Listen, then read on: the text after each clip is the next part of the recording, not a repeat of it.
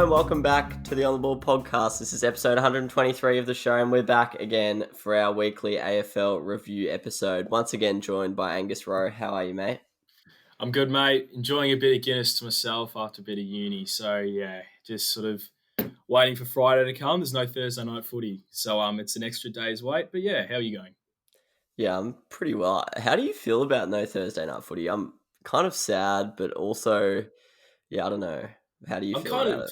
I'm kind of bummed. I don't know. I think when it was first sort of introduced or first started gaining momentum a few years ago, I was like, it's kind of hurting that sort of Super Saturday setup. But then you really think about it, you're getting an extra game of footy to watch because I think that game that was that game that Thursday night is replacing is just a game on Saturday which you can't watch because you're rather watching one or the other on Saturday. Because looking at this week, there's two games on a 1:45. There was a Thursday night game that only be one. So, I mean, it's reducing the amount of games you can watch, but, I mean, at the end of the day, at least it's not 2020 football. So, I guess we can't really complain. Yeah. Part of me kind of likes the choice, though. I like weighing up my options, who to watch, which Supercoach players I have in each game and stuff like that. Yeah, it's fair enough. But, yeah, what are the 140 games like this week? Do we have an interesting dilemma or is it a sitter? To be honest, it probably is an easy-ish pick. Geelong West Coast, a huge game at GMHBA. And then there's Gold Coast Sydney. That's which I feel as though it's a game you'd froth, but yeah, it'd be good to watch. Like, I think it could be close, and I might talk about it later in my predictions. But Oh, okay. There's probably going to be 5,000 people watching that one. Bit of KO on the TV as well. I reckon a dual setup. Yeah, that's actually a good point. Get the laptop out, get two screens going. But all right, without further ado, I reckon we get into our winners and losers from round 5. I'll start us off. Why not? Sadly, your team, mate. On the end of an absolute shellacking. Let's start with the winners. No, go for it. In not just the AFL, but also in the VFL. I think the Zebbies came back in the fourth term to make it look a little bit more respectable. But Richmond, well done. Back in the winners list after a few shaky weeks, but they basically just proved once again that they're the exact same team that's won 3 premierships and deserve to be premiership favourites. Yes, teams like the Dogs and Melbourne and Sydney are impressing everyone, but they're still the boys swinging their big dicks around. They've got the 3 premiership trophies.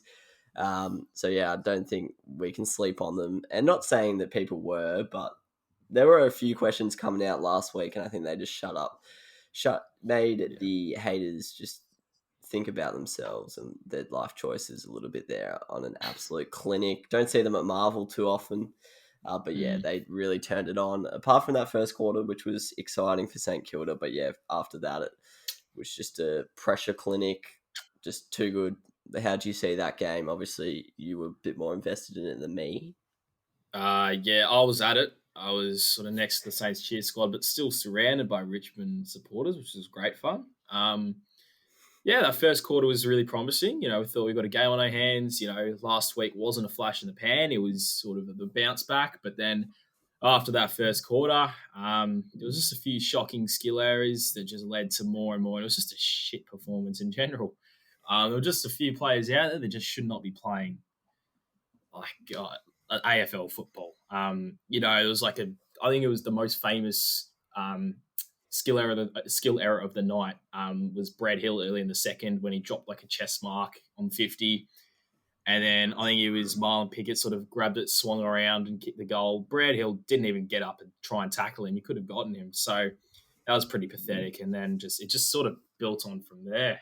Right in front of us, I think in the third quarter, it was a 3-on-2 Saints Wayne, Richmond's forward 50, and Ben Long is a free man and just decides to watch Daniel Rioli fly up for it. I think it was a bit of miscommunication, but it was just embarrassing to watch, really. The last few years, I've sort of wanted the Saints to get into more of the publicity in the media, and we finally got it.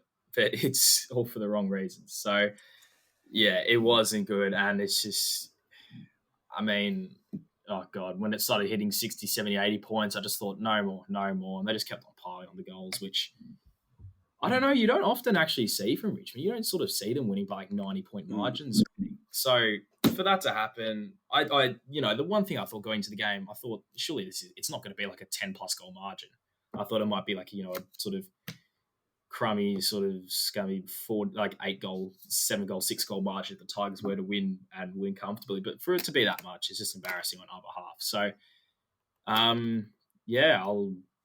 might just quickly jump onto a couple more losers. I think the Carlton were pretty underwhelming against Port. They were crap. Yeah. I know that like the odds were surprisingly even going into the game, which I don't think anyone sort of agreed with. I know we touched on it last week, but still you would have expected a bit more fight and a bit more promise from a team that everyone is sort of hoping to see big things from this year and the next couple of years, and it's not really delivering, to be honest. It's sort of stagnating for the past sort of 12 months. So, yeah, a bit of an underwhelming performance, given also Port Adelaide lost Dan Houston early in the game and had Hamish Hartlett out there on like half a leg as well. So it was, Carlton just didn't take advantage of that. And the Suns as well was pretty dismal, at least first quarter performance or first half. I know that they bounced back, and I think the last half was roughly even, but it was still just looked like the Suns of sort of 2012 and 13. So that wasn't great for them. And then I'm going to introduce a bit of a new little inclusion here, a bit of a surprising one. It's a loser that won. And I've got Geelong in there because just at GMHBA getting Dangerfield back, I think they got Higgins back, or they got someone else back, and they're playing North Melbourne, who just have gotten thumped every week. The Cattery, which is renowned, you don't go over there and win at the Cattery. You go over there to lose. And I think and the Cats obviously I think we talked about them as being nearly the best list on paper in the preseason. And, well, at least I did. I hyped them up massively. And for them to only be up by 7 points in the third quarter, they kept them right in it. The worst team that I think the AFL's seen since, GWS and Gold Coast were really sort of introduced. Or maybe, Essendon's sort of a cider team. But to have that quality of a Cats list out there, only ahead by like 7 points against North Melbourne at the Cattery, I know it's a win's a win, and I'm going to get roasted probably by my mate Tyler, because I remember last year I was on a potty and I gave the Cats like a shit rating, even though they were doing well. But look, percentage is a factor in this season. I think we all know. You've got to be blowing teams away if you want to go at least finish higher up in the ladder than others. And, to only come away with a sort of 5-goal victory against the worst team in the comp at a ground with the most advantage, I thought it was really poor from them. So I think it'll be an awesome test against the Eagles again this week to see how it's funny to say respond because they won, but it'll be interesting to see how they go this weekend. I'm just really not at all sort of encouraged to watch the Cats at the moment, just because they just don't look that good, to be honest. But it's surprising given the list, but yeah. Yeah, they went 10-17, which is not good enough. I have to say, some of the goal kicking over the weekend was just rubbish. I think there's 3 teams I've highlighted here. Geelong went 10 goals, 17 behinds. Carlton went 9 goals, 14 behind. Some of their goal kicking in the first term was just crap. I think 4 players missed like straight in front, 20 out. I think Were you there? Yeah, I was there, and I was legit behind where they were kicking in that first quarter. So I basically see the perfect angle. But yeah, everyone apart from Sam Walsh was shit. Just touching on Carlton, they were dreadful. Like, I think hopefully Liam Stocker can bring it this week, assuming he plays. But their halfback usage, which is something on paper you'd say is their strength with Adam Sard, Sam Doherty, was really bad. I know Port's renowned for their forward 50 pressure, but yeah, Sam Doherty had a stinker. He was like, there were a couple of times Robbie Gray, I know he's the star of the competition, but really made him, he just pulled his pants down really in terms of like a one-on-one contest. I think he dropped a few chest marks when, he just had a real shock at the dock. So Carlton, they were pretty disappointing. But yeah, GWS as well, they ended up getting the win as well, but they kicked 9-17. So they should have easily been Sydney. Yeah, they should have easily been Sydney. And I just don't get goal kick in the AFL. I know it's a psychological thing. I know. But they hit targets all day long. And a target is such a smaller... You have such a small margin for error, but goals, you have like a solid 10 meters to aim for, and I just don't get how they're so bad at it. But go and watch St Kilda play. You'll understand. They actually don't hit targets. like I think I'm with you with the kicking thing. Like in all sports of the competition, like or in the world. Sorry, like I know it's because it's a national sport, not a worldwide sport. But like you look at NFL punting and stuff like that. Like I don't know, I just feel as though it's like more like amateur's not the word, but it's not as like skill demanding, if that Yeah, makes sense. Like yeah. the skills aren't nowhere near as good as other professional sports, but which honestly, I guess I don't hate because it sort of humanizes the players, if Mm. that makes sense. But um, yeah, no, it is interesting to watch because like genuinely, if you put yourself in those positions, like you could, both of us could kick those, like which is Yeah. quite funny. But it sort of makes you feel a bit sort of less worse about yourself, considering you could have gotten drafted because all these players that you grew up with did. Um, but yeah, no, it is interesting to sort of watch and follow and sort of see all the cock ups that happen. But Yeah, yeah, no disrespect to footy. I've always believed this. I think it is one of the lower skilled sports, and that doesn't mean it's a worse sport. But yeah, yeah, exactly. I just think in footy the main like attributes is you just need to be really fit, and you just need to be like really brave in contests. And Yeah, yeah. if you have those two things, you're well on your way to being a good footballer. But yeah, no, it's obviously a great sport. We love it, but 100% agree with you there. Mm. But yeah, Carlton was very disappointing, and I still don't know how they came down to $1.94. That's just perplexing to me. But yeah, Liam Stock, as I mentioned, absolutely killed it for the Carlton VFL side, so he should be back in, which will be exciting to see. But yeah, other winners, Port Adelaide, like I think they should have won. If people are tipping them to win the minor premiership and stuff, they should be beating Carlton. But I don't think they'd played at the MCG for like 18 months or something. So Yeah. that was good that they could prove to themselves that they can win there, because you obviously have to win there to win a flag. Brisbane bounced back. I actually called that, I have to say. I'm pretty happy with that. When you guys went Whoa. you guys went the Nah, fair Essendon, enough. Yeah. you guys went the Essendon like plus 24 I think I line, and backed the spread. Yeah, yeah, you yeah, guys backed the spread. I went the other way. So, like, you obviously were yeah, tipping Brisbane as well, but they yeah, came out and showed that they're still yeah, yeah. well and truly in the picture for the top eight. Freo as well. I thought they've been average away from home so Mm. far this year. So, for them to go to Adelaide and get a win, I think most of us thought there was a solid chance there, but they just showed how far down the track they are really in their trajectory to becoming a top eight side. They're really on the verge of that top 8 point. They're such a good team to watch. Losers, basically already touched on most of them. The other one I haven't touched on is I'm actually going to put Sydney in there. They have had a really hot start. They are 4-1, but Mm.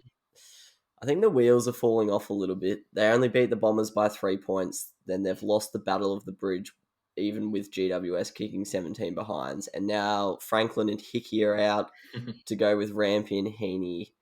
Yeah, I'm just getting a little bit worried for Mm. Sydney now. Yeah, it's going to be tough for them to rack up wins over the next month or so. I don't know who they're playing after this week, but yeah, there's some big names that you don't really want to be sidelined. So getting a little bit worried for Horse Myers Swannies, but yeah, any other losers you want to touch on? Um. Well, I think I actually talked about the losers before, and I haven't actually talked about Okay. the winners. So Yeah, let's go do for this your in a winners then. no. Let's do this in a bit of a weird sort of Yeah, right, why not? way. But a couple of my winners, yeah.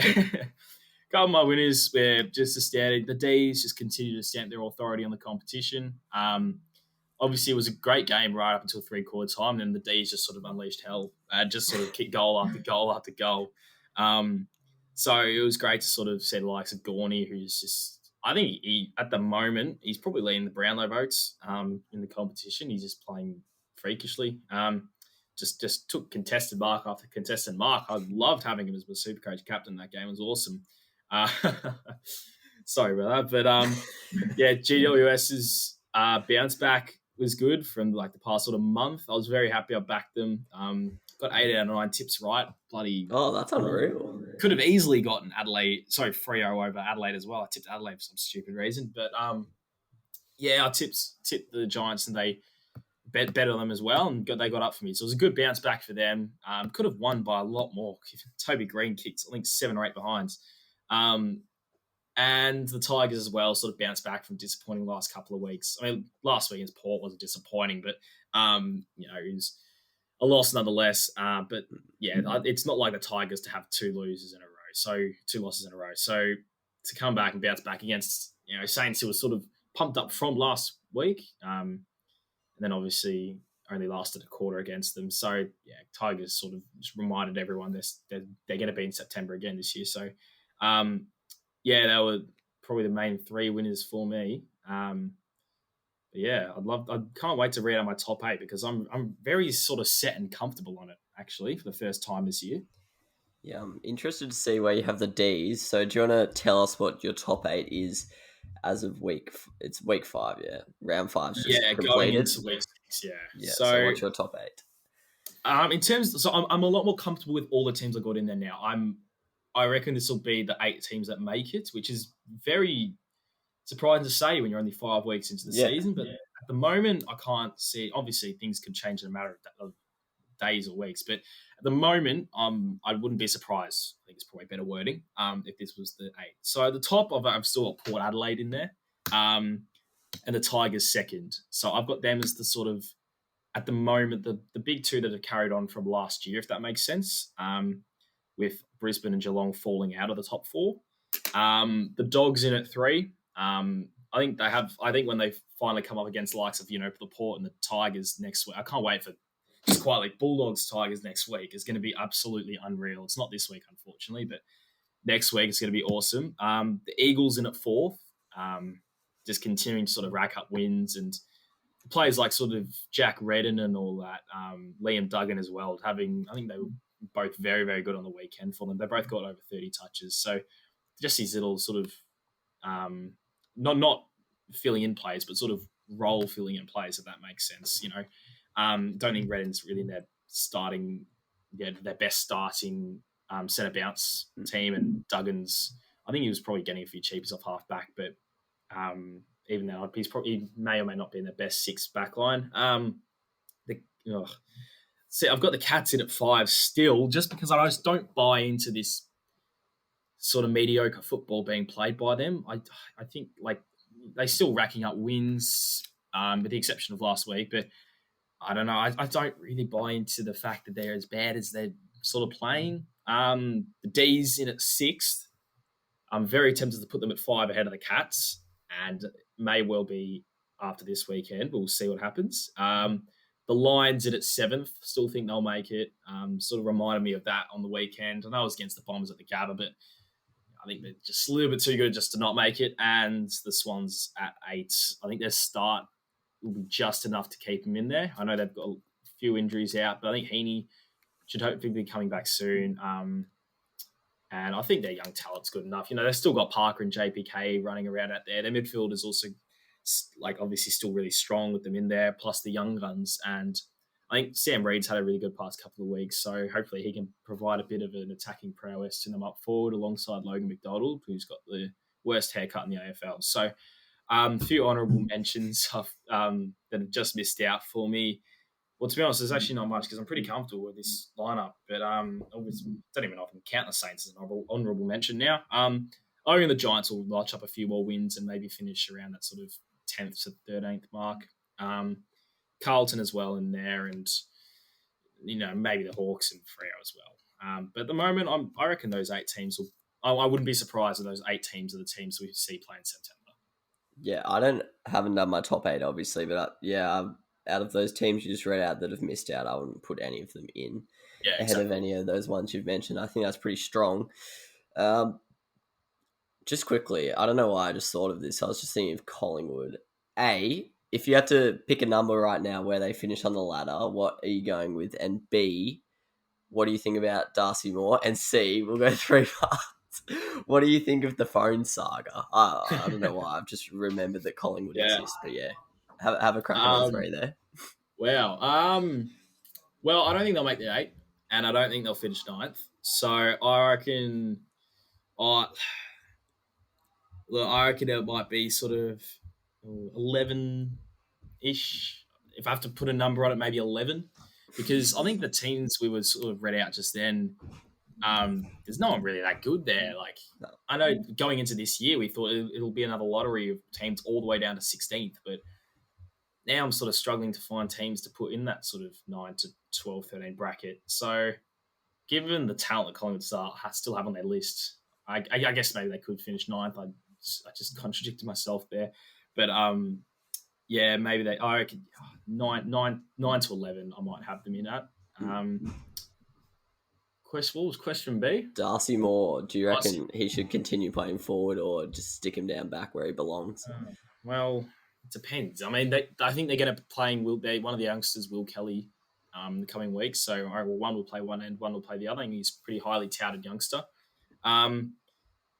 It's interesting because, we've seen Darcy Moore up in the back line. He's a freak, takes these awesome marks and, has awesome athletic ability, but can get 4 goals kicked on him. So maybe it's not the worst idea. Obviously, kicking goals will help him up forward. And not sure. Like, I think he did kick a few bags earlier on in his career before he sort of cemented himself in that back line. But I'd be very interested to. I missed the Collingwood game, unfortunately, on the weekend. I was busy, but I'd love to sort of sit back for a couple of games and watch and see what Darcy Moore does up forward for them, just as an inside 50 tall forward. It'd be very interesting to see.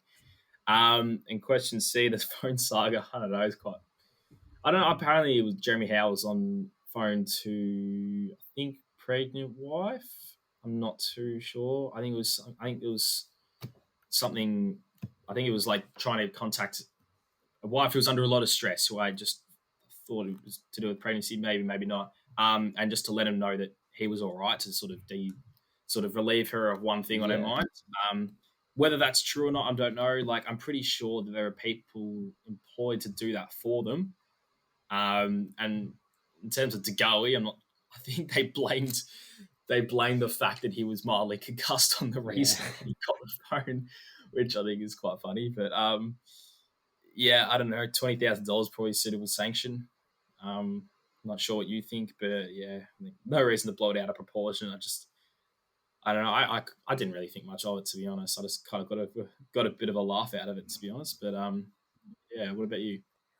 Yeah, I reckon they're probably, like, I know it's tough to police it because not what's really stopping them from just going on Sportsbet, but I like it when someone gets injured. I do think they should be allowed access to their phone and just to let them know. Like, I know there's people paid to do it for them, but like, it's probably a bit of a difference hearing it from someone than that person themselves. Like, for example, if your partner is pregnant or something. So I feel a bit bad for them there, but Buckley's explanation, I think, made it twice as bad as it was. Like, I don't actually think many people, I don't think many people cared before he went on AFL 360, and then all of a sudden everyone was outraged. So, I don't think he really helped their cause there, but it was a bit of a strange situation. Darcy Moore actually played all right up forward. I only caught the back end of the game, but he kicked a couple cheap ones in junk time. But he's got obviously really good hands on him, as we've seen in the back line. So I reckon he could kick a few snags, but it's an interesting one. Like, Essendon's kind of been juggling it with Cale Hooker for the last 6 years. It's tough because even though they're pretty good in defence, you never know what's best for the team. As you mentioned, he does get goals kicked on him and stuff, but can take an intercept grab. So it'll be interesting to see what they do in the upcoming weeks. All right, got a bit of a different one this week for our list segment. We're doing a bit of a coaching tier list. So we've ranked out the 18 coaches. We've got, I think, 5 categories. So top category is Hall of Fame worthy coach. So someone we think could get inducted in the Hall of Fame. Then below that, we've just got a good coach. That's just a good coach. Then next is safe coach. So they're not good, but they're not in danger or anything. They're just safe where they are. Fourth, we've got a rookie coach. So we haven't really seen enough of them to rate them. And then fifth, we've got in danger people who could lose their jobs probably this season or in the upcoming years. All right, Hall of Famers.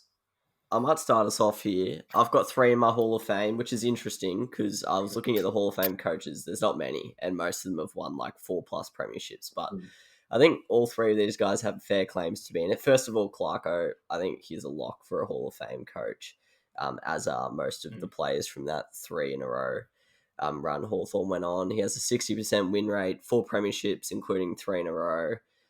Everyone basically credits him for changing the game around 2008, 2009. So, I just reckon Clarko's a lock for that, known as a super coach, so why not? Then second, I've gone with Damian Hardwick.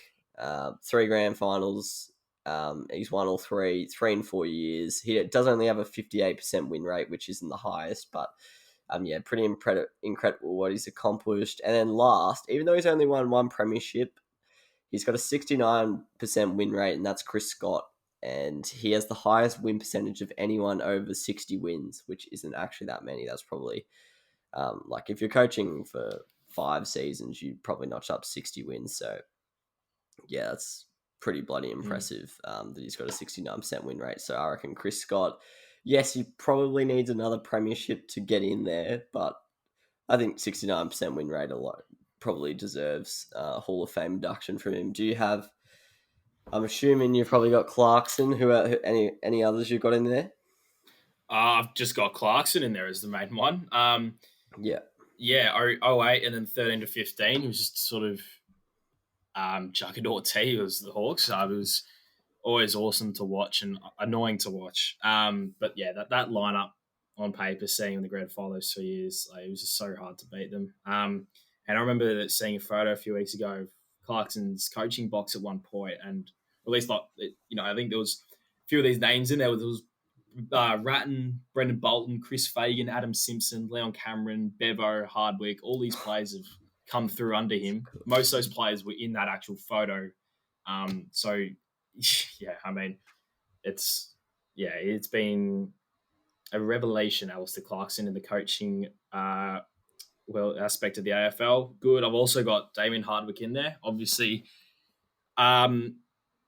hasn't quite obviously got the accolades as Clarkson. Given Clarkson's raised all these people and Hardwick is raised by Clarkson himself, but obviously Hardwick's sort of making a bit of a dynasty himself at Tigerland. So definitely got to have him in there. It's good. I think they were the two short bets. I mean, it was a no-brainer in that little category there for me, Clarkson and Hardwick.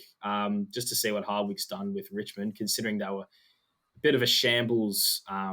He was in 16. So I remember listening to a caller that called in on a radio station in, I think it's last round loss to the Swans. It was by like 100 points or something. Yeah. And he sort of broke into tears halfway through the call, sort of crying on the radio station, just talking about how he'd like vomit on his shirt or something, or he vomited on his shirt midway through like the third quarter of the last game. And it was, I definitely search it up because it's quite funny. The radio host sort of just lose it.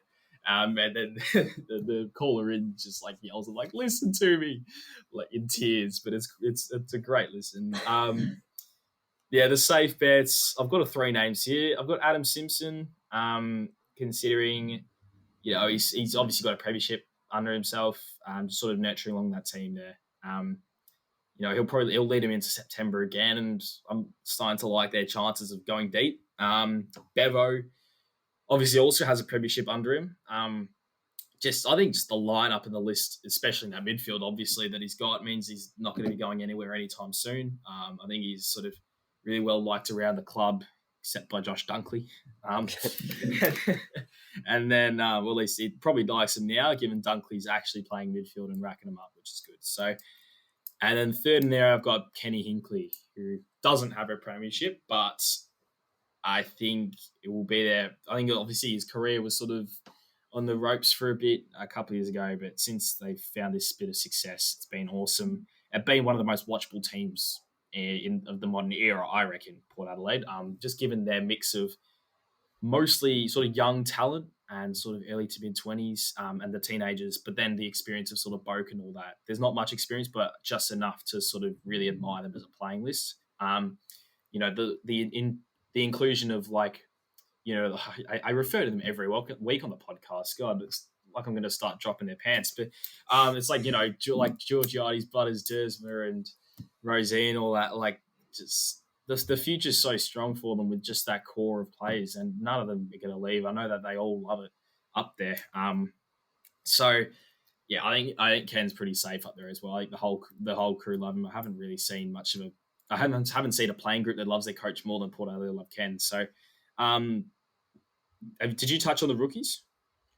Nah, not really got much to say about the rookies, to be honest. Ben Rutten, David Noble, we've only seen them for like 5 weeks. So I don't know if you've got. Do you have long? Who else do you have in the rookies? Well, I had Matthew Nixon there, just, came into it last year. I've also got David Noble, who only played 2 AFL games and senior coached 4 AFL games. So if you sort of add that up, he's only been, this is what I've sort of found quite interesting. He's only been directly involved in 6 AFL games in his whole lifespan, which I don't know, sort of hit me different. He was an assistant coach at the Dogs for a while. He was general manager for years and stuff. Like, he's been involved in it, but to be directly involved in a game, and I'm talking, player or senior coach, that's about it. He's only been involved in 6 AFL games in his career, which I just thought was quite interesting. And then in danger, I'll let you go on to your. Oh, you just talked about your rookies in danger. Well, we talk about Leon Cameron every week and all that. Let's jump ship. Let's go to Nathan Buckley. I reckon his time will be up soonish. I know I've been hearing a lot of Collingwood fans expressing their frustrations at the fact that the playing lineup sort of remains the same every week. They've got the likes of Hoskin Elliott and Josh Thomas and, this and that coming in and out every week and being the only changes, which is what's happened at, like, for example, St Kilda for so many years. But, there's not many games coming out of their youngsters, which we're starting to see now the last couple of weeks. Jack McRae's relative Fidley, who's playing for them, which is good. And I think they got another debutant in their Boma career a couple of weeks ago, and Ollie Henry and all that. But it's still, playing the same sort of lineup every week. I think supporters are starting to get frustrated with Buckley now, and I think the club's going into a bit of a downhill stretch, which is surprising given the talent that they've got. But the whole Jordan De Goey being the X Factor player of the AFL is sort of not really working out for them, and isn't helping their sort of path to success, which is sort of being reversed. So it's a bit of a new one because we've always sort of touched on Leon Cameron and Stewie Dew as well. But I've got Nathan Buckley sitting in there this week, just for a bit of variety. Yeah, I've got Leon Cameron and Stewie Dew in there as well. Stewie Dew, I know Gold Coast, when he started there, they were pretty trash, but like he has a 20% win rate, which is it's pretty interesting. Yeah. Matthew Nix has a higher one, which is not even sure how that's possible. Interesting to note though, Collingwood's kind of gone not downhill, but they've looked less and less like winning a premiership ever since they lost that grand final. Leon Cameron and the Giants have basically fallen off a cliff after that one. And Geelong's had a pretty bad start to the year, so That's a very good point. I'm not pointing out that Chris Scott's gone, but this could, maybe it's a curse. Maybe there's something to it. I don't know who lost. Who even played? Oh, who did Richmond beat in the 2017 grand final? 17 with Adelaide. Oh. There's Exactly. something in this. Exactly. Geelong's gone. Write them off. That's very strange. Yeah, that's the biggest downhill fall we've seen in a while. So, yeah. Jeez, Geelong gone. That's a headline for you in tomorrow's paper. Geelong gone. Other ones we haven't touched on. Horst Longmire, I have to say, he's probably close to Hall of Fame just through longevity, but 3 grannies, he's only won 1, which probably hurts him. If he'd won 2 or 3, I think he'd be close. Obviously had a great playing career as well. And then other guys out in my save, don't really need to mention them too much, but like Simon Goodwin, David Teague, Justin Longmuir, Fags and Rats as well. What do you think of Brett Ratton as a St Kilda fan? Do you think he's a high quality coach or not too sure about him yet? No, I do like him. It's different. Look, let's consider this season so far. Like, it's obviously a small sample size, but let's sort of compare it to the misery that we endured with like Alan Richardson and sort of Scott Waters and all that. I'm a lot more not positive. I'm less. I don't blame the coach for this one. Basically, I've seen, I guess the most we can do is see clips of how Ratton coaches and speaks and stuff and interacts with his players. I'm a lot more fond of him doing that than I was with the other coaches we've had in the past. 100%. I think this one, and I think we could see on game day, is a bit of a player's sort of, I don't know, just sort of loss of like, well, let's put it harshly, a loss of a clue of what they're doing. But I don't think it's to go on ratting. I think he's really honestly doing his best, and he is he's obviously coached Carlton before and all that, and he's been the coaching panels for years, and I don't blame him for this one. For example, I'm happy with him, and I know a lot of Saints fans are. It's the sort of frustration right now is on the playing group. It's not the coaching panel. So I know it's been on the coaching panel for many years now, and I think this year it's finally. Obviously, we're still now experiencing the misery that we have for the past 10 years. But this year, it's finally onto the playing group again.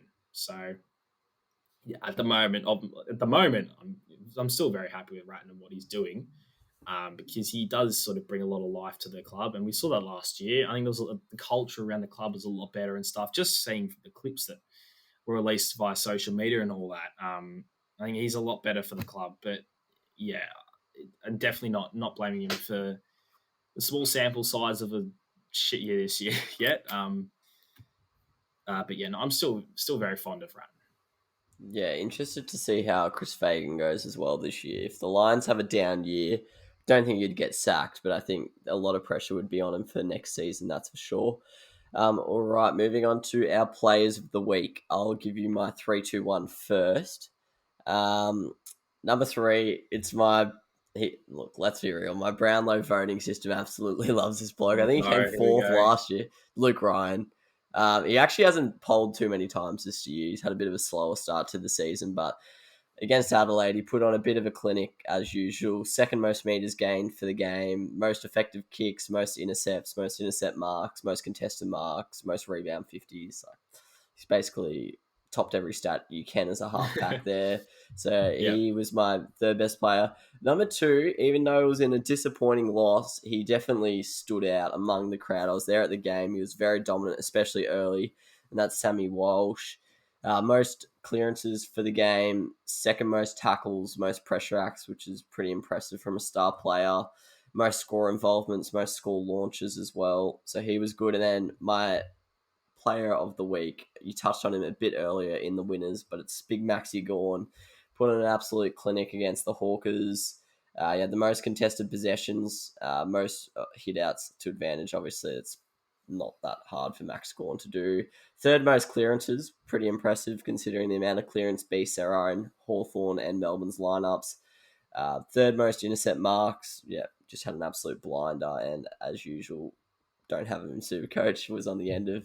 I was up against someone who had him as captain, so that hurt. But yeah, put on an absolute clinic. Who have you got for your players of the week? I've got a lot of honourable mentions, which I'll touch on later. At number 3, I've actually got Lachie Neale bouncing back from, obviously sort of slowish, injury-ravelled start to the year with, sort of Torres in it apart from the centre bounce. So 38 touches, sort of picked up 7 marks and snagged 2 goals. It was a 2020 Lachie Neale performance from him. Over 150 ranking points, as we call them, Supercoach points. Just a dominant display, and I'll touch on my Supercoach plans later, but I'm monitoring him. In at number 2, Josh Dunkley. I know it's against the Suns under the roof. It wouldn't have been hard, but still to get 38 touches, I think he had 20 on at halftime. 6 marks, 8 tackles as well, and 2 goals. To get 8 tackles when your team has the ball for most of the game is, pretty good from him. So, and number 1 is obviously Maxi Gawn. I didn't have any non-playing players in my team until until it was too late, basically. Yeah. So I had to go with Gawn and not take McRae's 140, which I thought, shit, this could cost me. But I don't know why I was ever worried. Gawn just came out and whipped up a 170 odd. From his 26 disposals, 10 marks, of which 8 were contested. I remember seeing, the packs that were being kicked to, like Hawks were just kicking to where Max Gawn was every time. And I don't know, he's just clunking them every time. It was just awesome to watch. You're thinking, bang, there's another sort of 8, 9, 10 points there. And then an awesome goal from on the 50 on the flank. I just knew as soon as he took the mark, I'm like, Max is kicking this. I've got him in my multi for a goal. He's kicking this. And he just sent it through the big sticks. And it was an unbelievable kick, especially from a ruckman. And a ruckman like himself, who has obviously had sort of goalking issues in his game. So those are my top 3. Honourable mentions go to Bont. Obviously, he gets the Suns as well. So sort of puts a bit of a damper on the awesome performance that he had. Buddy, 5, but in a losing team. Jack Redden was awesome for the Eagles, but slightly better mids than Neil and Dunkley there, I reckon. Shane Edwards was also good, but probably sort of 10-ish touches lesser than he needed. Tom Stewart was awesome for the Cats, but I don't like the Cats at the moment. And David Mundy was awesome, given he's 58 years old, running out there and just sort of amassing touches every week for him. So, it was sort of dominated by midfielders this week, but to have the number 1 player of the week be Ruckman, I still think answers the question of, do you think Ruckman is still relevant that we asked a few weeks ago? And anyone that doubted that question was just an imbecile. So Maxi Gawn takes the chocolates this week. Yeah, I never give updates on my Brownlow voting, so I will quickly today. Number 1, it's Jordan Ridley, the beloved Supercoach star that is Jordan Ridley, out for 1 to 2 weeks with concussion, but he still leads the pack. The next up, Tex Walker's still up there, even after having a quiet couple of weeks. Then we've got just a pack of players rounding out the top 10 all around each other. Darcy Moore, Jeremy McGovern, Libbar, Bont, Oliver, Mundy, and Gawn rounding out the top 10. So some of the better players are starting to creep up there, and it's starting to take shape. Get rid of Tex out of the top 5, please. But get all the halfback flankers out of there. Yeah, they're rising, man. Lukey Ryan's winning. He's going to win it. Yeah. But yeah, all right, Rookie of the Week. I actually don't have one this week. When I do my voting, I need to start noting down the rookies who play well. But once again, no rookie polled for me, or players who had less than 10 games. So yeah, that hurts. I think I was trying to find someone, but I think the person who had the least games was like Sam Taylor. He's played like 30, so yeah, can't claim that, can I? No. Who was your rookie of the week? Yeah. Just got to give it to the rising star nom, Georgiades, second nom he's gotten in his career. 3 goals, 15 touches actually from a third tall that plays pretty deep is actually very good from him, and 5 inside 50. So obviously didn't play that deep actually, contradicting myself there, but he was awesome. I love watching him last year in his first year. I rated him a lot more than everyone else did. I think he's just sort of great to watch, and he's got these sort of freak attributes. He's got awesome hands, especially in sort of dewy conditions of the G at night. Took some really good marks. I know lots of them were sort of half uncontested, but still nonetheless beautiful kick for goal, which is sort of what we've touched upon as a bit rare, well, not so much rarer, but you appreciate it a bit more in the AFL. There weren't too many other rookies actually this week. It was a bit of a quiet week for the rookies. And James Jordan played all right for the Ds, Finlay McRae as well for the Pies, but Lockie Jones as well for Port. But apart from that, no one that really stood out this weekend. There wasn't an Errol Goulden 130 Supercoach or, Chad Warner or anything like that. So, hopefully we see a bit more this week, because rookies are one of my favourite things about the AFL. But, Georgiades takes the chocolates.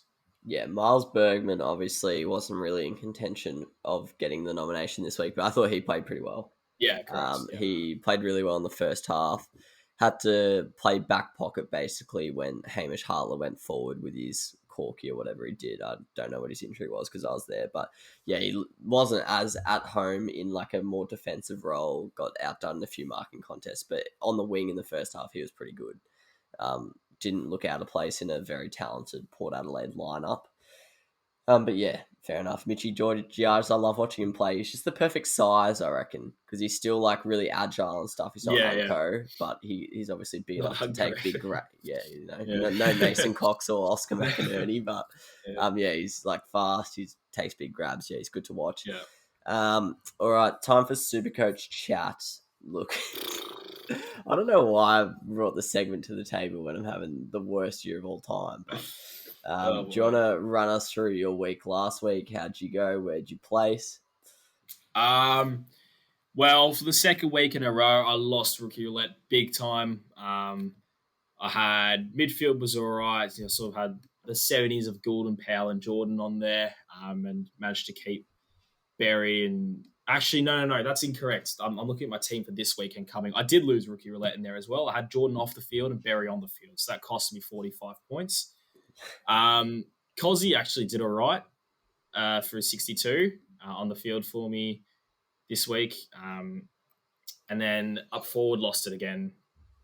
Fielded Alec Waterman, got a 27 for James Rowe, who got 79. So I think the general rule now is when James Rowe's playing in Adelaide, you field him. When he's not, you don't, which I've only just believed now. Braden Campbell's 39 is starting to look very ominous, but captaincy, very happy with Gawn, obviously, and then the Doggy Boys and McRae and Dunkley were awesome, and Zach Merritt finally rewarded us with his 130, but just a few... Oh, Tom Stewart as well, big shout-out, 152, which worked wonders, but apart from that, it was pretty shit performance from the likes of, Campbell and Tom flipping Phillips and Tom Mitchell and, Laird, obviously, he has a blinder and then gets tagged or injured or whatever. And then, obviously, well done, Angus, brought in Jordan Ridley for Caleb Daniel. So that's shot myself in the foot for a week. But I mean, hopefully Ridley stays injury-free for the rest of the year. I'm just got to sit him off this week and hope Tom Highmore comes in and hope Lockie Jones plays, because I'm going to bring in Lockie Jones this week for Jordan Clark. It's just worst pick ever. And then upgrading, I was going to go Braden Campbell to Andrew Brayshaw. I was able to do that with $800 left in the bank, and I thought that's it. But then, I don't know, I don't like it when Brayshaw gets tagged, because he's such a young player. If he gets tagged, he's getting like a 40 to 60. So, and plus he's probably not a top 8 mid yet, and I'm a firm believer of this time of the year, if you're going to bring in players, they're either rookies, genuine cash cows, if they're like not rookies but not primos, or top 6 to 8 players in that position. So I didn't see Brayshaw as a top 8 mid, so I've gone Tom Phillips out. I'm going to keep Braden Campbell in there for one more week, given he's shown he can score 100, but Tom Phillips out, able to swing a few DPPs around, and I can bring in sort of anyone but Jack Steele. So at the moment, I'm weighing up between the likes of Jared Lyons, probably not Guthrie or Fife. So Jared Lyons, Bont, Lockie Neal, who it depends if he's back to his best or not, or Sam Walsh. So those are the 4 I have to toss up between, and I don't know. I'm very stuck. I don't know. Lockie Neal, I'm going to kill myself if Lockie Neal goes on to get like 350s in a row like last year. Because I can very easily get him this week, and this week is a perfect opportunity. But he's got the Kerno tag this week against Carlton, which is a big factor. But if he gets 150, then he's just going to explode back up again. So I don't know yet. Probably won't go Jared Lyons. Just a handy pod to have, but doesn't have a huge ceiling. So that comes down to Bont and Sam Walsh. And I don't know, Bont's getting how when every time GWS and Bulldogs play, Bont gets just annihilated by them pre-game. They all run in, and it's always an awesome contest, but they always target Bont. So I'm actually leaning towards Sam Walsh. He's had the best season out of all of them so far. Him and Jared Lyons probably the same season, but I'm leaning towards Walshy. He often avoids the tags of Cripps. Hopefully he doesn't get tagged this year because of that reason, because I'm going to probably bring him in. I'm just sort of slightly worried because he's a younger player, slightly more unpredictable, but he's a freak, and we all know that. So it's sort of weighing up what to do. His lowest score this year is 89. The rest have been hundreds. 2 of them 120 and 1 of them 140. So he's had an awesome start this year. I know that if I bring him in, he's going to score a couple of 80s because he's that, the young player. So we'll see what happens. But I have a feeling it's going to be Sam Walsh, but I probably won't make that decision right up until the bounce of Carlton Brisbane, because 3 of those 4 players are in that game. So those are going to be my 2 trades, and it is the cheaper option as well. And cash at this point of the year is a big deal. So given it's the cheaper option, allows me to upgrade a few rookies later on in the coming weeks. But what about yourself? I had another absolute shocker. I'll be honest, this week obviously, like, I didn't choose to do shit, but I kind of accepted that I was going to have an off week. I kept Daniel, so that was a premium on the bench. Also had 250k in the bank, so like my ceiling was pretty low. And then to add to that, Lloyd Meek, who I had was running with Matthew Flynn and Brodie Grundy, Lloyd Meek on the bench. Obviously, Flynn didn't come back and Meek got dropped. So I was either going to get a donut or I could downgrade Meek to a minimum price rookie, which is what I did. Bring in Josh Treacy and he gets 16. So probably should have just copped the donut. Yeah, I don't know. I don't know how I feel about that trade. I probably should have kept the donut, but at the end of the day, he's a minimum price like ruck. So like if he gets dropped and he's just a min price guy sitting there for the rest of the year, at least I can spend cash elsewhere. So that's not the worst. Copped Logan McDonald's 15, copped Sam Berry's 31. Just wasn't really pretty. Did cop Stewart's 152 and did cop Duggan's 146. And also Grundy's 134 as captain, but cop Jeremy Howe as well. I seen a lot of my pods seem to be getting injured. Bloody Dylan Shield, Jeremy Howe, Sam Menegola. So, that hurts. Obviously, trading him out this week. So but I think my team will be all right in the long term. I've got the good rookies, so I think my rank will take ages to get decent. But I think come finals in the league, I might be okay. So this week I'm looking at, I did miss Zeeble and Impey, which has been hurting me. So I think I'm finally going to hop on one of them because they both look like being certified forward premiums. So I think I'm going to hop on Jack Zeeble. I'm finally getting rid of Jai Simpkin. He seems to get 30 touches every week for 90, probably one of the worst ball users in the comp. I'm getting rid of him. He was a pretty bad pick at the end of the day. I thought he was going to take the next step and become a premium, but he hasn't. And at the moment, I've gone Jeremy Howe down to Lockie Jones, but I am a little bit scared because Port and St Kilda are Sunday, so the teams come out Saturday night. So if Highmore and Jones magically don't get picked, I do have Chapman, so I wouldn't have a donut, but like that just don't want to trade in someone who gets dropped, obviously. So that's a little bit scary, but that does leave me with 500k for next week. So once again, I'm probably not going to go that big, but I'm building for the future. That would allow me 2 upgrades next week, which would be pretty nice. But a little bit worried about that Sunday teams. The rolling teams is whoever decided that mustn't play Supercoach because I didn't actually think it would matter too much in the first couple of weeks. I was like, oh, this actually isn't that bad. But been thrusted a couple times now by it, and really not enjoying it. But oh well.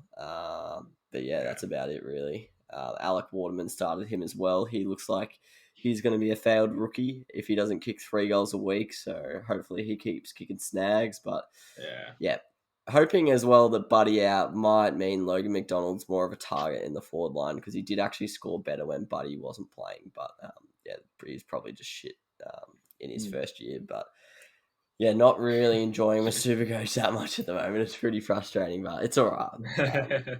It's all right. Spent a lot less time on it this week than I did last week, so a lot less pressure on my score this week. But I think that's enough chat about Supercoach. Excited for another week of it. Hopefully, the tides turn for the Hugh Janus. But moving on to our Week 6 preview, game picks. Sure bet of the week and upset of the week. I actually think the Shaw bet's a bit of a tough one this week. Don't know about you, but I don't think there's too many where I'd put my house on it. But I'm actually going to go Friday night's 100%. Game, the big rivalry game between, well, they're not the two new teams, Footscray's old as, but they give me young, trendy, good-looking, sexy vibes. The Bulldogs and Bulldogs and Giants. This is probably the one I'm most confident in. I think Freo's the shortest price. I think they're $1 away to beat Norths, but I'm going Doggies to beat Giants. GWS are coming off 2 wins, but on paper, you just compare the sides. With GWS's injuries, the Doggies shouldn't lose. They're in insane form. Yes, it's probably not the smartest idea to put the house on a rivalry game because traditionally rivalry games can go anyway, but just backing the Doggies to roll on, and all roads lead to their big match up against Richmond next week. So hopefully they just see the GWS as nothing but a mere speed bump and easily get the win there. But yeah, not sure, to be honest. What's your sure bet of the week? Yeah, I half agree with you there. I just think hopefully the Giants show a bit of fight, and it does help that it's at Giants Stadium. So hopefully, Toby Gregg put on a bit of a show. Yeah, that'd be good. Yeah, so we'll see what happens there. I'm with you. There's no real sure bets of the week. I'm even looking at Freo North, who is probably the sure bet of the week, but even North could get up there. I know it's probably Optus, so I'm gonna have to lock that in as the sure bet of the week. But even then, I wouldn't if it was a game show, I wouldn't be putting everything on Freo to win. So it's good. It's really good going into a round knowing that there's no real sure bet. So good for punters. There's a bit of value floating around. But apart from that, have to go Port as well against us. That's true. Yeah. So every time I've said this about us, we've come out and won, or at least every time I've sort of tipped us in whatever reason, we've come out and done the exact opposite. So I'm hoping that this week no difference. I'm going to say Freo and Port. Yeah, fair enough. I think looking back on it, Port is probably very likely to get the win. But upset of the week. Oh, there's a fair few to pick here. I've gone for them as the upset of the week before. They've failed me, but I'm going again. I talked about Sydney's.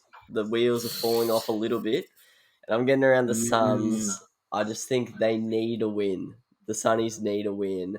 They're starting to really distance themselves from those mid-table teams that we were talking about in the top 8 section before. They look a long way off that pack that's just outside the 8. So I think a win here would put them right back in that pack where they probably should be. And yeah, Sydney, they've just looked not as good in the last couple of weeks, and the Suns haven't really shown anything to suggest that they would beat them. But why not? I'll back the Suns in to beat the Swans. I did tip them, so yeah. Fair enough. What about you? I've got a couple. I've got the Bombers against the Pies on an Anzac Day clash. Don't mind it. Look at the odds, and I know the Bombers had obviously poor week against the Lions, but there's a lot of factors that go into that. It's at the Gabba, it was really wet. There was a Lockie Neal show as well. And the Pies, I don't know, I think they're being a bit flattered because they only lost to the Eagles by sort of 5-ish goals. So I'm definitely backing the Bombers here. They have that big game atmosphere about them. They do roll in a good crowd, which is what I've always sort of envied, given I'm a Saints supporter at Marvel. So I've definitely got the Bombers there. I've tipped the Bombers, so I reckon they're going to come out firing. I reckon it's going to be a bit of a show from Tipper. I reckon he might kick sort of 3 or so, Hooker and Stringer, and Alec Waterman hopefully chip in for a couple as well for the sake of our teams. If he's picked, fingers crossed. And then the Eagles against the Cats, just because I don't like the way the Cats are playing at all. I know the Eagles, I think Josh Kennedy's in doubt. But I mean, look, they've got Darling and Allen, and I was going to say Liam Ryan, but he's out too. So I'm still actually going to back the Eagles, I reckon, at the Cats, because I think Danger's now out for an extended period. So yeah, I'm going to back those. It's not just about for the sake of the podcast choosing upsets. I'm going to tip both of these teams. So fingers crossed they can rise me up my tipping ladder, which has been awful this year so far. But I genuinely think those teams should be favourites. I honestly don't see how they're not, especially Essendon. I think the odds should definitely be a lot closer. I'd be very happy to see them at $1.90 each. But to see them at what they are, I think it's going to surprise a lot of punters and people of the game. Yeah, I agree. I reckon the Anzac Day clash should just be like split 50-50. Yeah. I have tipped the Cats, but I completely agree with you. I'm pretty scared of West Coast. They're in good form, even with some of the injuries they have suffered. But looking at the game spread now, we laughed about it last week, but North plus 65 would actually got up. I know. Thanks to Geelong not kicking straight, but so North at plus 44 this week, plus 43.5. I think that's another shout. I don't think Fremantle blow many teams out. They do love a close, scrappy game. So I think that's not even a bad shout. And then the other game spreads I'm looking at is just basically the teams I've tipped where the margin is Yeah. small. So Brisbane Mm. -7.5 over Carlton, Richmond -6.5 over Melbourne, Collingwood, and then Hawthorn down in Tassie. I reckon I'm pretty confident they'll beat Adelaide. So for it to be by more than 7 points, it's a solid chance. So yeah, that's just my logic there. Mm. Like if you think a team's going to win, usually the margin is more than 6 or 7 points. So, but yeah, I'm not actually. I take Collingwood out of that. I'm not confident. Um, very. I just don't know Essendon that well at the moment. Far out. I should have watched. I haven't watched too much of them, but Yeah. yeah. Other ones you've got down? No, I agree with all that. I like the Lions one actually, but I'm gonna go with Port because I want to be wrong like I am every week with the Saints match. So I've got Port at -27.5. I feel as though if Port are going to win, it's going to be comfortably, Yeah. or at least if Port's going to win comfortably, it's going to be by a lot. It's not going to be a comfortable sort of it's just like lost my train of thought. Sorry. It's not going to be by a comfortable sort of 5-goal margin. It's going to be, it's going to be a blowout. I think we've all come to terms with that now, unfortunately. So hopefully I'm wrong, like I am every week with these, except for last week. Shout out to the Giants. But yeah, I'm going to have to lock in the Port one there. Yeah, that Giants tip was bloody good, mate. No one was backing you in there. I think even me and Pilch were a bit confused, but you There you called go. that. Yeah. By the way, weird question because Yeah. doesn't even have much to do with footy, but we'll look at it from a footy point. How do you rate Anzac Day footy being on a Sunday? Do you well, like I it or mean, not? you can't exactly change the date of Anzac Day. So, um, I don't know. You know what they could have done is maybe shift around a bit so there's only one game on the Sunday. I would have liked to see that, and then maybe a game Monday night. Unfortunately for the Supercoach teams, that is. So maybe chuck a game Thursday night, one Friday night, and then the regular Super Saturday, and then one Sunday, and then like one Monday. I reckon if you wanted to sort of create a bit more of an Anzac Day environment, because and like the game is sort of wedged between two others, so it is a bit awkward. But I would have done that personally if I was the fixture boss, but they have made it so that it's not overlapping with games. I think the Hawks Adelaide game starting at 12:30, and the Saints Port game starting directly after the game. So they have made sure that it is going to be a standalone game by itself. But I would have made sure it's a standalone day. But it's footy. I mean, who's complaining? Yeah, fair enough. And then just finally, before we finish up, how do you assess the Richmond Melbourne game, Anzac Day Eve? Do you think Richmond will win comfortably? Do you think Melbourne are at that level yet to compete with a Richmond type team? Where you think? What are you thinking about this one? Well, I'd say Tigers, because they just know how to win and they always do with the momentum. And I'm still going to tip the Tigers, but I'm visualizing in my head now. I can see the D's getting up. I can see everyone's starting to say, "Oh my god, the D's are 6-0, like they are for real now." And I would not be surprised if they do. So I think this is going to be the first big test of the year. I think going off what Geelong's dishing up now, it was a test, but there are bigger tests now. This is one of them. So I can definitely see them getting up. I think, they're not going to be overwhelmed by the crowd, given it's going to be probably 50-50, which is going to be awesome. So there's going to be a real big game atmosphere about it and at night. So I seriously, I can see the D's, streaming forward and a couple of minutes left, but they've just about secured the win. And, they kick a game-winning goal by some baker like Jake Melksham banging into the second level. I can definitely see this happening. And I can see the D's getting up and upsetting the Tigers. And I can see them progressing themselves up right high into that top 8. So I can see it happening, and I'm starting to convince myself to tip the D's after this. But I can't wait for it. It's going to be an awesome game to watch. It's an awesome day of football, that one, actually. The Geelong West Coast, then followed by Carlton Brisbane, which I think will be awesome under the roof.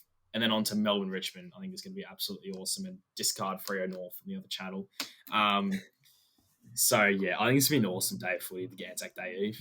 I can't wait for it. Yeah, I'm so pumped for it. But I tell you who's the party pooper. Bloody Simon Goodwin. How sick would it have been? Melbourne 5-0, and you check the team lineups, look at the ins, and it just has the Weed and Ben Brown. That would have been an unreal side. But he's come out today and said only one of them's playing. So he doesn't want to disrupt the forward chemistry, which, like, fair enough. But come on. Who do you think it'll be? I think it'll be the Weed. I think, didn't he kick like 7 goals or something? He had some ridiculous numbers. Yeah, so I think you kind of have to bring him in. Maybe they'll just give Ben Brown a little bit more time, but shouldn't be long till we see both of them in the D's forward line. But excited for that one. Excited, as you mentioned, the whole day on Saturday, Anzac Day. It's actually just a great round of footy, and next weekend as well is an even better round of footy. There's some real good games headlined by that Richmond Dogs game. Really looking forward to it. Hopefully there's some feisty action in the Doggies Giants, as there usually is. It's one of my favourite matches, like both of those clubs. 100%. But yeah, that'd be pretty nice if there's a few melees and stuff, and also some exciting football. Come on, Toby Green, get going, kick 6, start fights, do what you do best. But yes, thanks for joining me once again, mate. Not a problem. It's always a pleasure. Yeah, bit of a late notice one, so I appreciate you coming on, and enjoy the week of footy, and we'll see you guys next week. Cheers.